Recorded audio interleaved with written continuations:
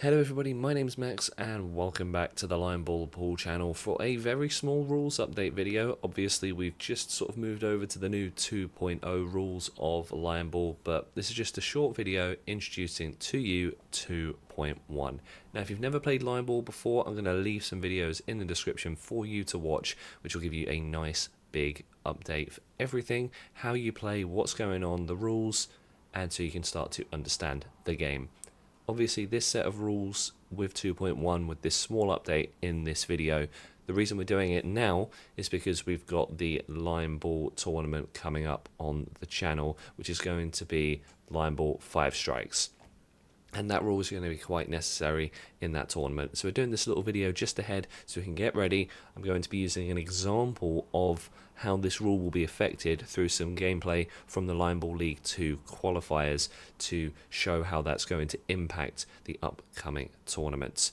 And then once Lion Ball 5 Strikes is done, we will be posting a new full rules video. It's going to be a much shorter format. It's just going to be a little 5-minute video.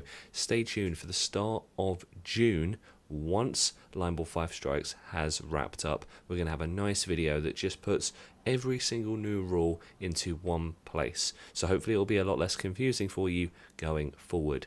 But just wanted to take the time today to come on here, go through one specific rule change, explain why we're doing it, so as we go into Lion Ball 5 Strikes, you are going to know everything. So, as you know with the rules of Lion Ball, when you play a shot, you must hit a cushion on your shot. If you don't, what would happen is, so I'll show this shot with Brandon. He is going to be able to hit a cushion on this shot. So he plays the red, it hits off the yellow, hits the cushion here, and also hits it here. In your shot, you must hit a ball off a cushion. If you don't, what would have happened if he'd missed that is this red would have reset back to this line here. He would have had another go at it, and if he didn't do it again, then he would have lost that ball. Now, if Brandon was able to, again, we're going to use this shot as our primary example for this video.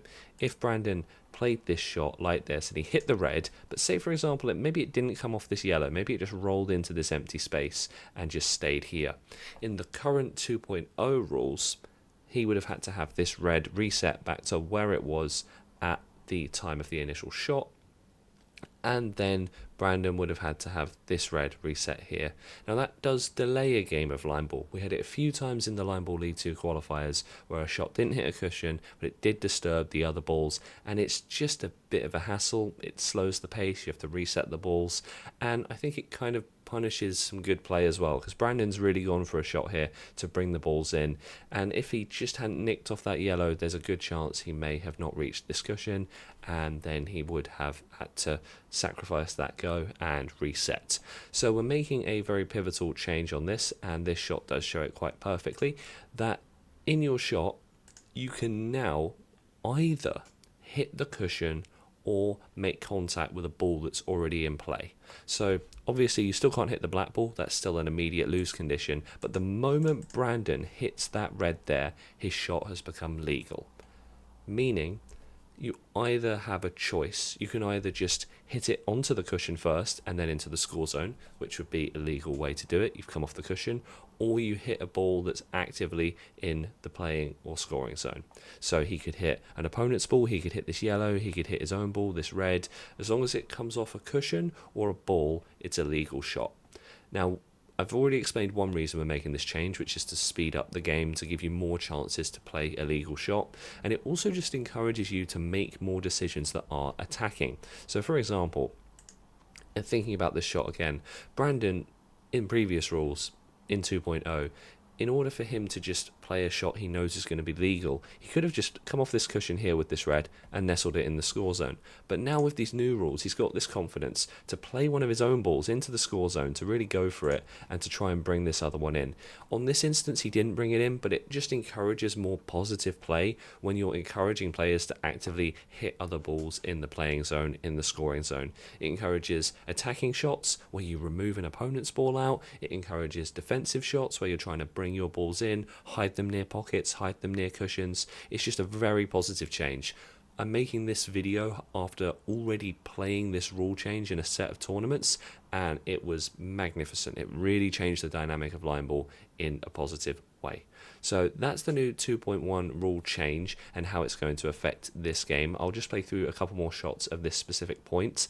One thing I must also stress is that obviously when it's the first shot, when none of the balls have been played into the score zone, you have to still come off a cushion first because there's literally nothing else for you to play in the scoring zone. You can't hit the black, obviously.